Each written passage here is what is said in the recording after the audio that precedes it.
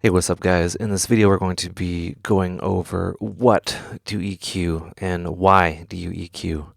And, this is for the person that is, you understand kind of what an EQ does. There's filters, there's cuts, there's bells, there's cues, and stuff like that, but you're not sure what to do with all that information.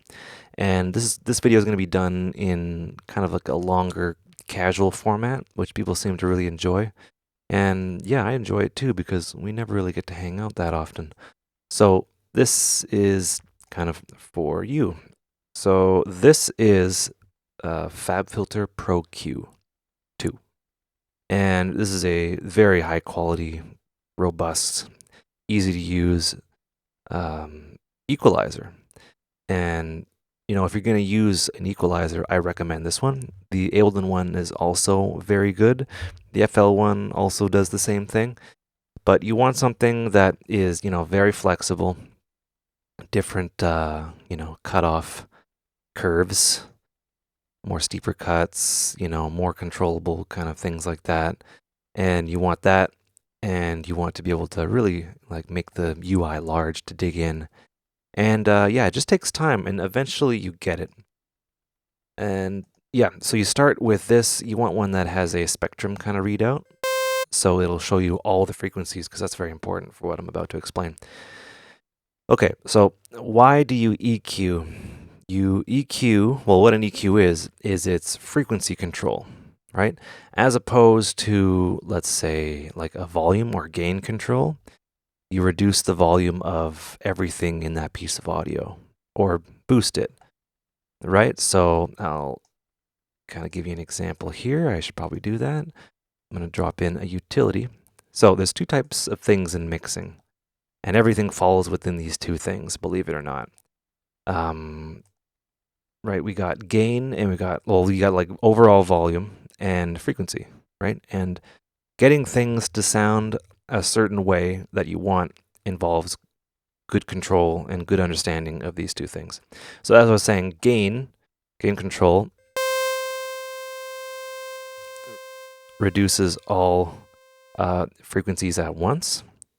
But what an EQ does is it gives you control over just a select bit of frequency. So think of this as like the volume amount reduction, right? So we're reducing, 5.02 dB, which would kind of be the same, 5.0 dB, but we have control over like a single frequency. And I'm assuming you got that. I'm assuming you understand that, but this is for you when you are struggling to find out what to EQ. So what an EQ does is it gives you control over frequency. So EQing is a number of things. It is reducing certain frequencies in your mix. So the bass, right, the higher end bass things will not interfere with the lead guitar or the vocal. Or a better example would be lead guitar or like lead synth, which is, has a lot of harmonics, which I'll get into explaining what those are. Those are those things above the fundamental. But don't worry, I'm going to get into that.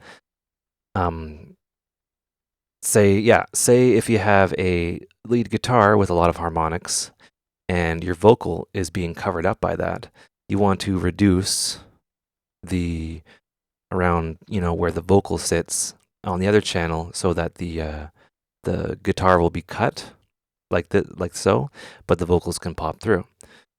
And there's that, which is kind of like a reparative EQ, like a mixing EQ. But then there's another kind of EQ, and that is kind of additive or adding color. And color is basically the tone and the vibe of what's going on. And I'll explain that. So let's explain what timbre is. Now timbre is what is the difference between like all sounds. So I guess a super saw is a bunch of saws. And then you compare that to like a 303, which is also a saw with a filter on it. It has a different timbre, it has a different kind of frequency range. And I'll show you what that is all about. So I have Serum open, and there's a saw wave being fed into my Pro Q. So I'm going to open this up and I'm going to show you something that has just a very simple kind of situation going on, and that is a sine wave. Now, sine waves have been around since the beginning of time, and I mean that literally. And sine waves are just single cycle waveforms that have no harmonics. So check this out. Right? So keep note where that is, right? That is what we call the fundamental. And what makes sine waves special is they're just the fundamental. If we go and we just init our preset here to that, to our saw wave again, which is the init preset in Serum, you'll notice that the fundamental is still there, but it has these other sine waves above it. And these are called harmonics. And each kind of waveform has different harmonics. We have that, and we can have like a square, which would have a completely different timbre. And it has more harmonics, which is pretty cool. So like a square would be brighter than a saw wave, right? So what does this mean? Well, when you're EQing something, you are EQing the harmonics. If you're EQing the fundamental, you should be like lowering the volume with your lowering the gain. So what you're doing when you're EQing something like that is you are kind of adding or taking away color. So what we do when I'll just get rid of that. If we filter it, this makes it darker.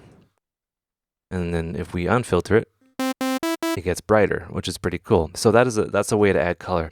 So give me an example of something that my nose is itchy because I talk into the mic and the steam from my face goes up my nose. I'll talk about adding color, making something brighter or darker. That's what it is. So let's just add a quick supersaw. And we'll add something called a shelf. And I'm going to add a high shelf. And what this is it's different than a low pass filter or a high pass filter or even like a bell. What it is it just lowers everything past the cutoff, the frequency point, and levels things out. And when you adjust the treble or the bass in your car stereo, if you've ever done that, most likely you have, this is what you're doing. So you will like kind of boost the treble in increments, and that's basically what it is. It's just a shelf to kind of accentuate. So notice the sound.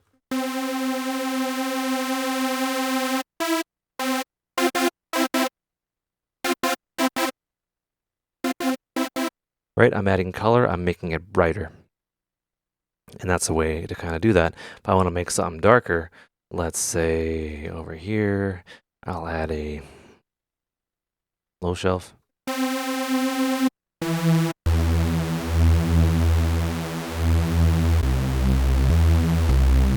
Right? So, yeah, you're adding color and doing things like that. This situation is used on a lot of modern vocals, just boosting the high end to all hell, using a high shelf to kind of add that kind of, it's like the new war. Like there's loudness war, now there's like vocal treble war. But yeah, there's that. So what you're doing is, every sound has a fundamental, and sine waves are just pure fundamental. But you want to EQ around the fundamental. Even you take a little bit away, you can make it sound hollow, or you can accentuate, or like shape it. And yeah, you kind of want to make room for other things, but leave the fundamental because that's what our ear is listening for. That tells us what pitch it is and what's going on. It's like a nasally supersaw. And there is that. So there's that kind of situation. And that's for single tracks, and that works for a lot of sounds. So say if you had like a kick drum and it had like that, a kick drum is two parts. So you kind of like break things down mathematically. Kick drum is the oomph part. Let me just grab one. Oh, sound and effects, drum hits, kick. All right, let's just open that. Okay, that's a good example here. You'll notice here that the kick isn't letting me see the. I messed something up here. Oh, there we go. So the kick is this high frequency content here, and then the sine wave within that. So yeah, kicks have fundamentals, and samples and stuff like that have fundamentals too. Things that don't have fundamentals are like white noise and things like that. So let's take a look at this filter in our the kick here. Right? So, as you can see, there's this oomph part. This would be the fundamental of the kick.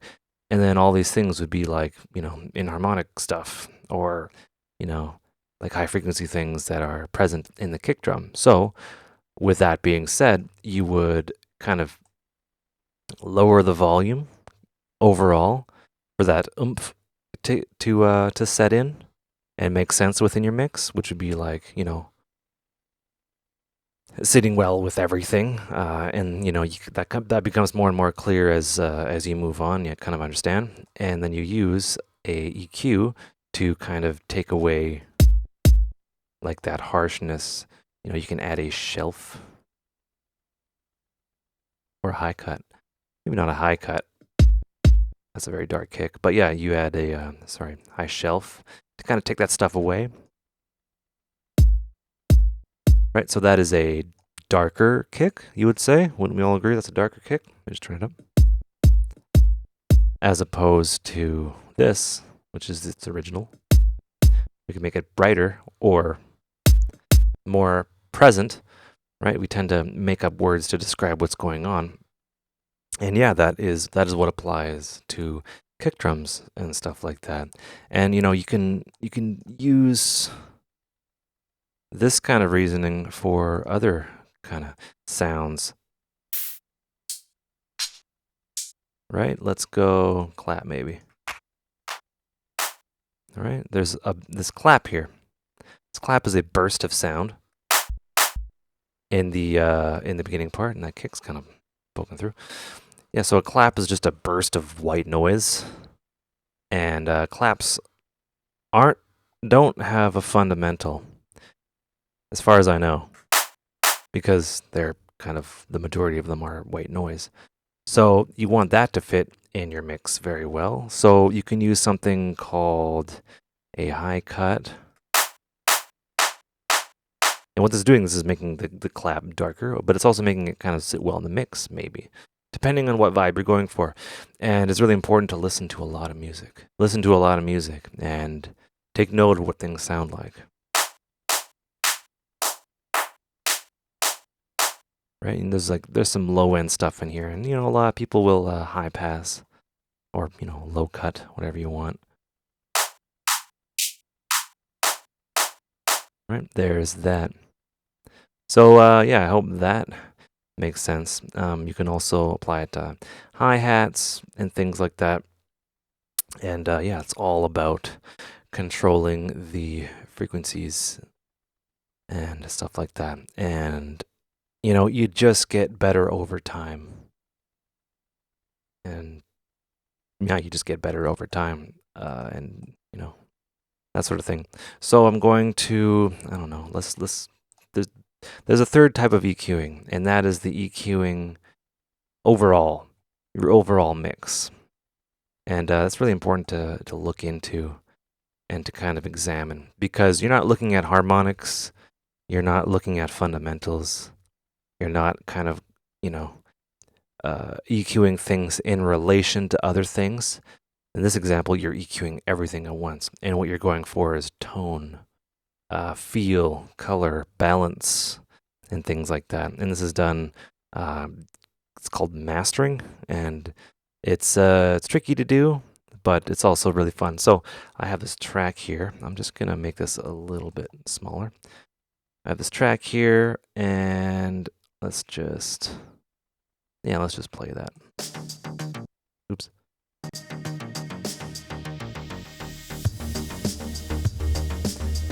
All right, so we're looking at the spectrum here, and I noticed that the hi-hats are a little bit loud. So this would be kind of, I typically, I do this in the mix, but say if I like the mix and how everything is, that's not how I want to word it.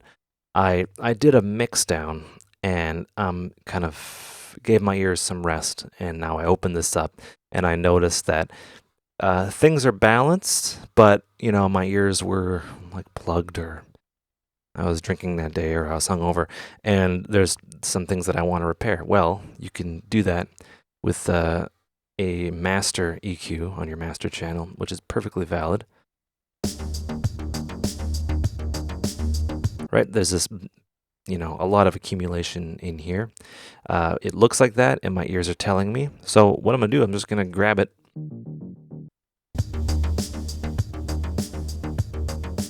Adjust the Q.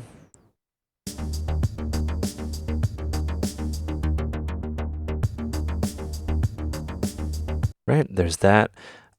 Say if I didn't have, I'll just move that back for now. Say if I wanted more presence on the high end, I would just grab this guy, which is an automatic high shelf. That's why I use ProQ, because it kind of knows what you want to do depending on where you click in the readout here. So I can add presence overall.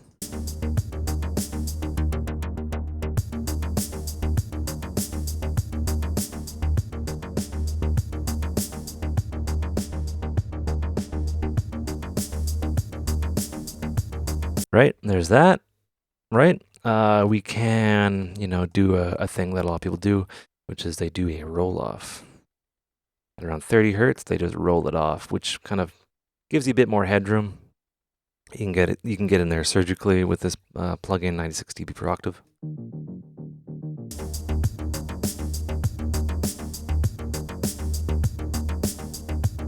Right, and yeah, you can just carve, use narrow Q.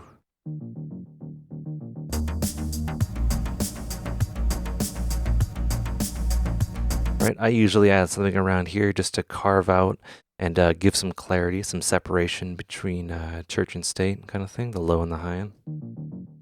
Stop starting at the beginning. Stop it.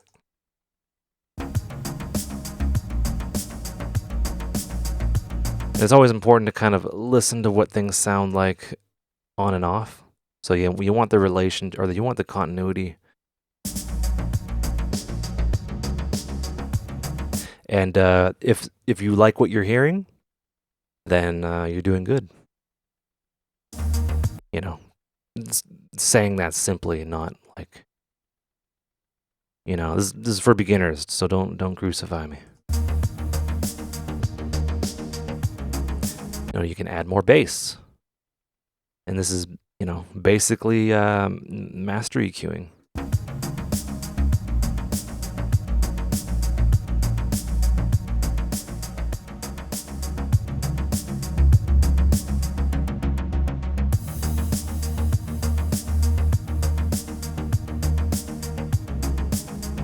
Right, so yeah, that video was for the person being like, I understand EQing, but I don't know what to EQ and why I'm EQing it.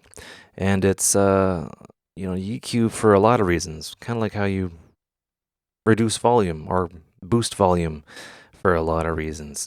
You're getting a balance in your track and getting the proper relation and the proper vibe and things like that. And it's just something that it doesn't come automatically, but it becomes instinctual later on.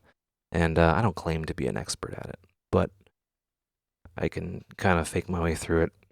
But yeah, that's not for me to decide. So yeah, that is that video. Hope you enjoyed. Hope you learned stuff. Check out the links in the description. Take care and have a good one.